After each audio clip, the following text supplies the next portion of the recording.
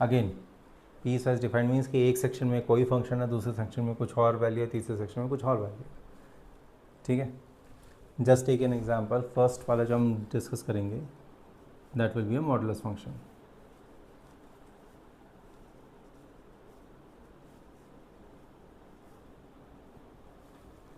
इसको लिखते हैं y is equal to mod x. ठीक है, तो इसका ग्राफ कैसे बनेगा? y is equal to mod x का एग्जैक्टली मीनिंग क्या है, या पीस वाइज कैसे हुआ? y is equal to x when x is greater than equal to 0 minus x when x is less than 0। ठीक है, माइनस एक्स कैसे हुआ इधर, प्लस एक्स हुआ ऐसे, तो ये y is equal to mod x का फंक्शन इस टाइप से बनता है। ठीक है, अगेन पीस वाइज डिफाइंड है। जब भी मॉडुलस का फंक्शन आता है और क्वेश्चन सॉल्व करना होता है या इंटीग्रेट करना होता है, कुछ भी मतलब डिटेल में जाके अगर कुछ करना होता है तो स्प्लिट कर लो, रीजन्स में स्प्लिट कर लो। पहले x इक्वल टू 0 के लिए कैलकुलेट कर दो, फिर x लेस देन 0 के लिए कर दो। ठीक है, इसका डोमेन क्या हुआ?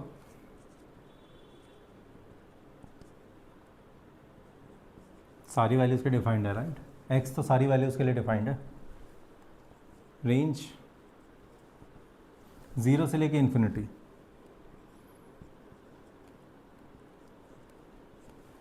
ज़ीरो से इन्फिनिटी के लिए है। पीरियोडिक है? नहीं। सिग्नम फंक्शन, सिग्नम फंक्शन का एग्जैक्टली मीनिंग क्या है? It is a sine function. जो भी एंटर करोगे उसका साइन बाहर कर देगा, साइन +1 -1 और 0, ये तीन ही चीज़ देगा ये। सो इसको डिफाइन कैसे करेंगे? y इज इक्वल टू +1 when x is greater than 0, 0 when x is equal to 0 and -1 when x is less than 0। और इसका ग्राफ कैसे बनेगा? -1 से आ रहा है यहाँ पे सर्कल, क्योंकि ये पॉइंट नहीं है इसके पास, 1 के आगे जा रहा है तो स्ट्रेट लाइन वहाँ पे भी पॉइंट नहीं है, पॉइंट 0 पे। तो this is the sine function.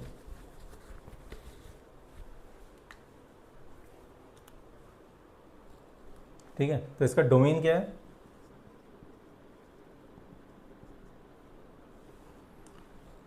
Her value पे कोई ना कोई इनपुट तो आ ही रहा है। 0 पे, यहाँ पे 0 नहीं है, बट 0 पे एक्चुअली 0 डिफाइन तो किया ही हुआ है। सो इसका domain is all the real numbers. Range, range में तीन ही है, या तो +1 आएगा, या 0 आएगा, -1 आएगा, 3 पॉइंट्स आएंगे एज सच। तो पॉइंट्स को कैसे रिप्रेजेंट करते हैं? कर्ली ब्रैकेट्स में करते हैं ना, -1 0 1, राइट?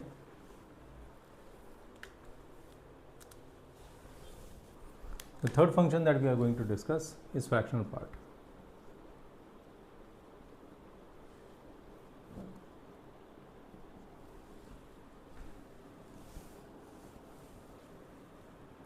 फ्रैक्शनल पार्ट का लिखेंगे कैसे? This is represented by curly brackets. ये इसका मतलब ये नहीं है कि एक पॉइंट है, but it is more like किया ये फ्रैक्शनल पार्ट वाला फंक्शन का ये रिप्रेजेंटेशन है। होता कैसा है फ्रैक्शनल पार्ट? फ्रैक्शनल पार्ट का मीनिंग ये है कि जो भी नंबर है उसका पॉजिटिव डेसिमल में जो भी नंबर आ रहा है वो आउटपुट आएगा। मान लो मैंने उसमें इनपुट में, तुम्हारा इनपुट में बॉक्स का रिप्रेजेंटेशन करते थे ना, कि एक फंक्शन है ये फ्रैक्शनल पार्ट वाला, उसमें इनपुट मान लो मैंने डाला 2.3, तो आउटपुट में सिर्फ डेसिमल वाला पार्ट आ जाएगा 0.3। ठीक है, अगर मैंने बोला 100.45, आउटपुट आ जाएगा 0.45 द डेसिमल पार्ट। -2.7, -0.7 नहीं आता है, ये हमेशा 0 से प्लस बड़ा होता है, 0 से 1 के बीच में होता है। तो इसको कैसे लिखेंगे? -2.7 इज सेम एज -3 प्लस 0.3। ठीक है, तो 0.3 आ जाएगा इसमें। ओके, यही एक चीज़ नोटिस करने वाली है इसमें, कि हमेशा नेगेटिव होल नंबर निकाल लेते हैं, जितना भी नेगेटिव वाला पोर्शन होता है उसमें सिर्फ पॉजिटिव वाला जो डेसिमल का पार्ट होता है वो इसका आउटपुट आता है। ओके, तो इसका ग्राफ कैसे बनेगा? ग्राफ स्ट्रेट लाइन 1 तक जाएगा, बट 1 पॉइंट है नहीं, वो यहाँ से शुरू करेगा फिर 2 तक जाएगा, 2 पॉइंट यहाँ पे एग्जिस्ट करता है, 3 तक जाएगा, 3 यहाँ पे आ गया और आगे बढ़ जाएगा, राइट। ऐसा रिपीट होता रहेगा पूरे टाइम। -1 से 0 पे आया तो 0 पे सर्कल बन गया, ये -1 से, ठीक है। तो ऐसा रिपीट हो रहा है ये। अब इसके कुछ प्रॉपर्टीज़ हैं, एक बार वो भी देखते हैं।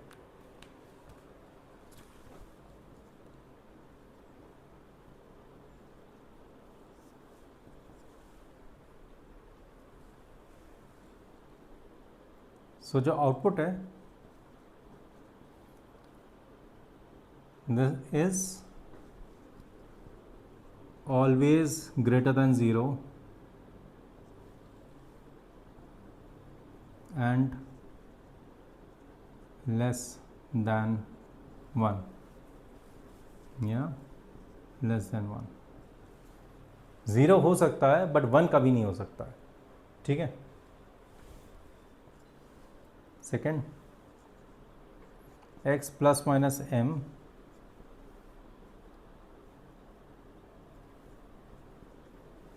ये तभी होल्ड करेगा if m is an integer,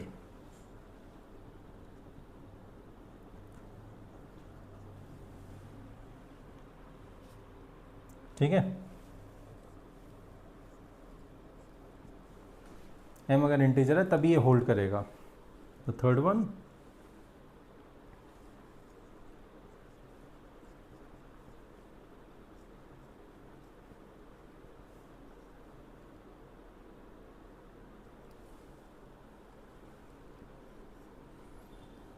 ये तब वैलिड है if x is integer and if x is not an integer, ठीक है। ये तीन ही मेन मैटर करती है, ठीक है। डोमेन रेंज एक बार देख लेते हैं। सो डोमेन जो है that will be all real numbers, क्योंकि सारे नंबर पे कोई ना कोई आउटपुट आ रहा है, और उसकी जो रेंज है that will B 0 to 1। 1 include हो रहा है? नहीं। 0 इंक्लूड हो रहा है? हाँ।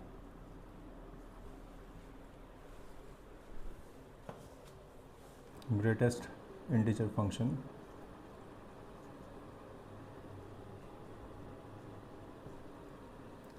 what greatest integer function means is the greatest integer less than or equal to,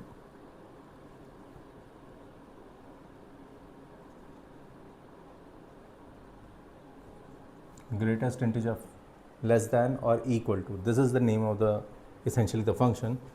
What exactly it is, we write y is equal to, in the square brackets we put this. What exactly it means is y is equal to x minus this fractional part that we studied last time, उसी को minus कर देते हैं x से, वो वाला function होता है, ठीक है। So it's simple that you can understand that जो भी x है that will be greatest integer function x plus a fractional part of x, okay. So ये वाला पॉजिटिव हमेशा रहेगा एंड उसके बेसिस पे ये वाला फंक्शन निकल के आएगा। सो लेट्स सी एग्जैक्टली वो फंक्शन बनता कैसे है, ग्राफ कैसे बनता है इसका। फॉर एग्जांपल अगर ये तुम्हारा कोऑर्डिनेट एक्सिस है एंड अगर y is equal to x तुम ऐसे बनाओगे, तुमने फंक्शन ऐसे बनाया है, तो ग्रेटेस्ट इंटीजर बनेगा 0 से पहले यहाँ तक जाएगा, फिर एक सर्कल आएगा, फिर 1 से पहले यहाँ तक जाएगा 2 तक, फिर एक स्टेप, फिर एक 3, फिर 4, फिर 5, सेम चीज़ यहाँ पे रिपीट होगी, -1 से 0। जहाँ पे सर्कल बनाना हो यानी कि वो वाला पॉइंट उस लाइन पे नहीं है, उसके ऊपर वाली जगह पे है। सो यहाँ पे भी सर्कल बनाया है कि ये पॉइंट जो 1 है तुम्हारा, ये 1 यहाँ पे नहीं है, वो यहाँ पे एग्जिस्ट करता है, ठीक है। So this is what it is. तो अगर ग्रिड में देखोगे रफली तो तुम्हें क्या लगेगा कि यार 0 से 1 तक का जो भी ग्राफ था उसको नीचे ले आए, 1 से 2 का जो ग्राफ था नीचे ले आए, 2 से 3 का ग्राफ नीचे ले आए, लाइक दिस। तो ये स्टेप फंक्शन की तरह बन गया तुम्हारा, ठीक है। इसकी कुछ प्रॉपर्टीज़ होती हैं, वो नोट कर लेते हैं।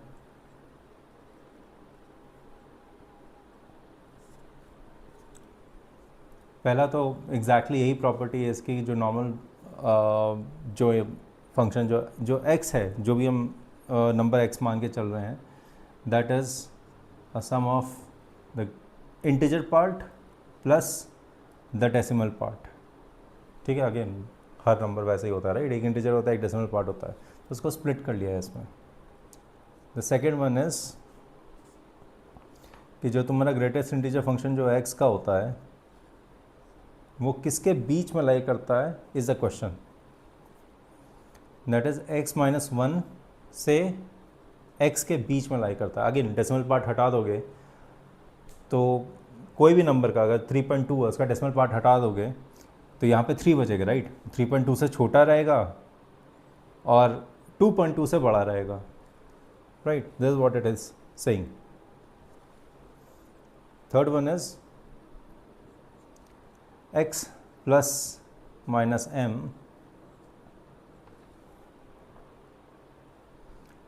is equal to x plus minus m if and only if m is an integer, ठीक है। क्लियर है, मतलब 2.2 का 1 ऐड करोगे तो 3.2 बन जाएगा, एंड दिस इज क्लियर कि 2.2 प्लस 1, 2.2 का जो ग्रेटेस्ट इंटीजर है 2 हो जाएगा, प्लस 1 हो जाएगा। अगर ये 0.9 होगा या 0.8 होगा तो there is still a possibility that it is not x plus minus m, okay।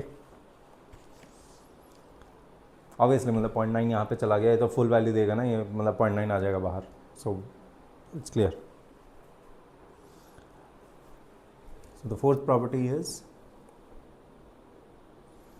जो x plus y, अगर दो नंबर का एडिशन लेके उसका ग्रेटेस्ट इंटीजर फंक्शन ले रहे हैं, लेस देन इक्वल टू दोनों side x plus y and x plus y plus 1, right. Same x को माइनस एक्स रिप्लेस कर दोगे, नेक्स्ट प्रॉपर्टी बन जाती है x प्लस माइनस एक्स, दोनों का greatest integer, sorry, this is equal to 0 and minus 1 if x is integer, if x is not an integer, all right। ये questions आ जाते हैं, थोड़ा याद करना पड़ेगा एंड थोड़ा आइडिया लग जाएगा कि कैसा है।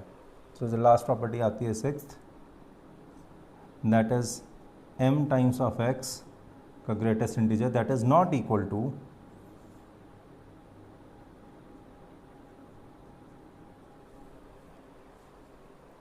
ठीक है। m can be an integer, can not be an integer, so it depends, ठीक है। The least integer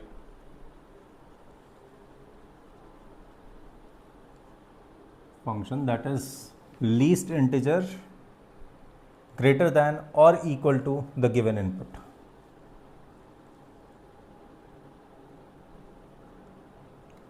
or equal to that given input। so the least integer function कैसा होता है, it is denoted by y is equal to curly bracket भी हो गया, square brackets भी हो गया, अब सिंपल ब्रैकेट्स भी आ गए। मतलब ये रेयरली पूछा जाता है with this notation, but it's better to know exactly. Similar properties हैं जो ग्रेटेस्ट इंटीजर की है, उसी सिमिलर प्रॉपर्टीज़ होती हैं इसकी भी। So let's just see exactly क्या है। सो इसका again y is equal to least integer function है, इसका मीनिंग हो जाएगा x minus curly brackets of x plus 1, right. उसकी प्रॉपर्टी क्या थी ग्रेटेस्ट इंटीजर की, x माइनस कर्ली ब्रैकेट्स था, राइट। ये एक ऊपर चला जाएगा, तो इसका ग्राफ ग्राफ देखते हैं एग्जैक्टली कैसे बनता है। अब जैसे तुमने y इक्वल टू एक्स का ग्राफ कैसे बनाया था, एक स्ट्रेट लाइन बनाई थी ऐसे, और ग्रेटेस्ट इंटीजर नीचे आया था, राइट। हम इस वाले ग्राफ में ऊपर बनाएंगे, एंड अगेन सर्कल इधर रहेगा, लाइन को टच होगा, सर्कल इस साइड रहेगा, लाइन को टच होगा, सर्कल इधर, लाइन को टच होगा, ठीक है। इस टाइप से बनता है ग्राफ।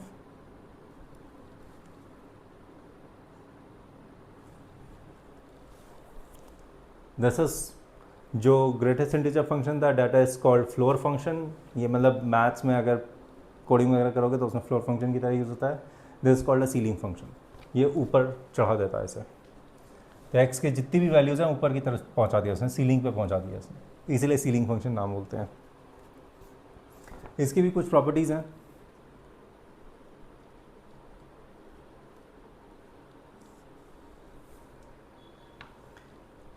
पहला तो वही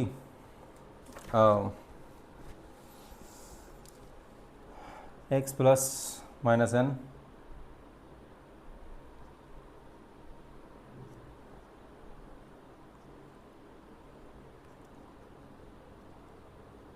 if m is an integer। Simple properties ही आ रही है, जैसे कि ग्रेटेस्ट इंटीजर वाली थी वैसे इसी की प्रॉपर्टीज़ भी हैं।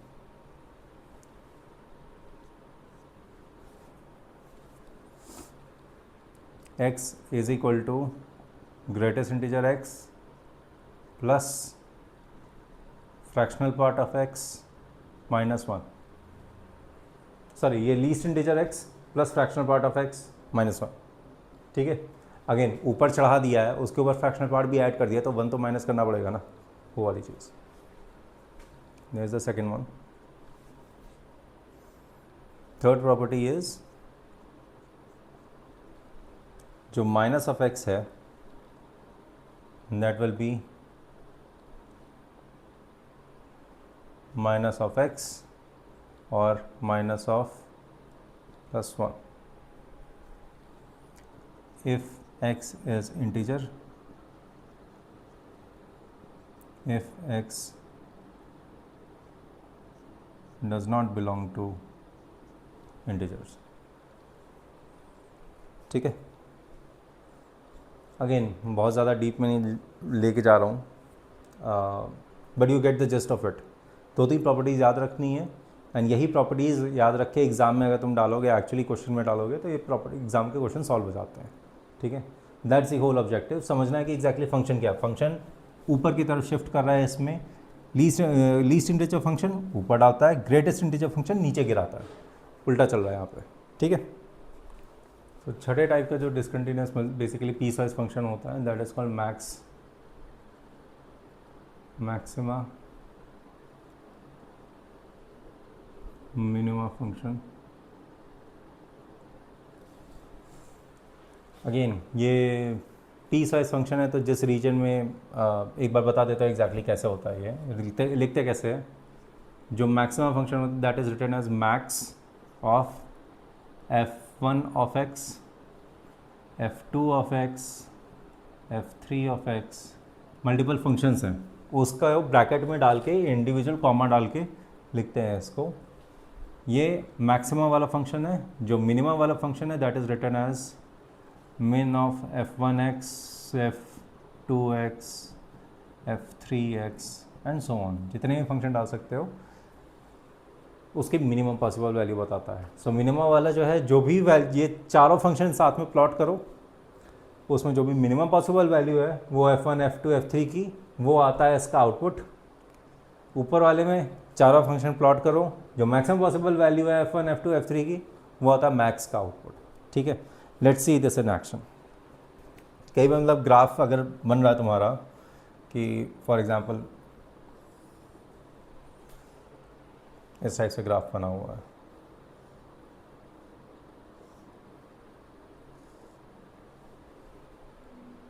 और एक पैराबोलिक कर्व जा रहा है ऐसे, जो कि इंटरसेक्ट इस टाइप से कर रहा है, ठीक है, सेम ग्राफ दूसरी जगह बनाता तो मैक्स और मिन दोनों समझ में आ जाएगा कि कैसे हो रहा है ये।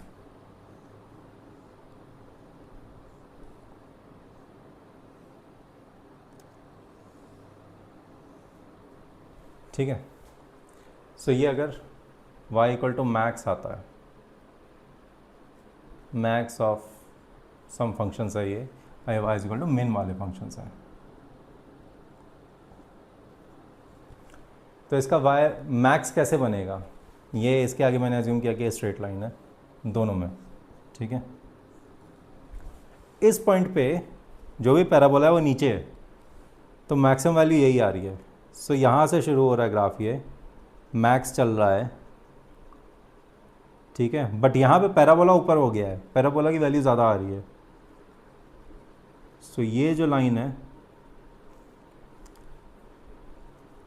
फिर ये दूसरा वाला वो सॉ टूथ वाला ऊपर आ गया है, तो ये जो पूरा जो ऊपर वाली जो कर्ली वाली जो लाइन है that is the max function. Main function करेंगे, मेन फंक्शन यहाँ से ही शुरू होगा क्योंकि पैराबोला लोएस्ट है उस टाइम पे। फिर उसके बाद ये सॉ टूथ वाला ग्राफ आ गया है जो कि कम है पैराबोला से, फिर पैराबोला कम आ गया तो पैराबोला से लेफ्ट होगा। ठीक है, मैक्स वाला मतलब ऊपर वाला फंक्शन है, जो सब ऊपर से अगर जाओगे तो सबसे पहले जो फंक्शन इनकाउंटर करोगे वो वाला होगा उस पॉइंट पे। मेन वाला नीचे से जाओगे सबसे पहले जो फंक्शन इनकाउंटर करोगे वो वाला पॉइंट आएगा। ठीक है।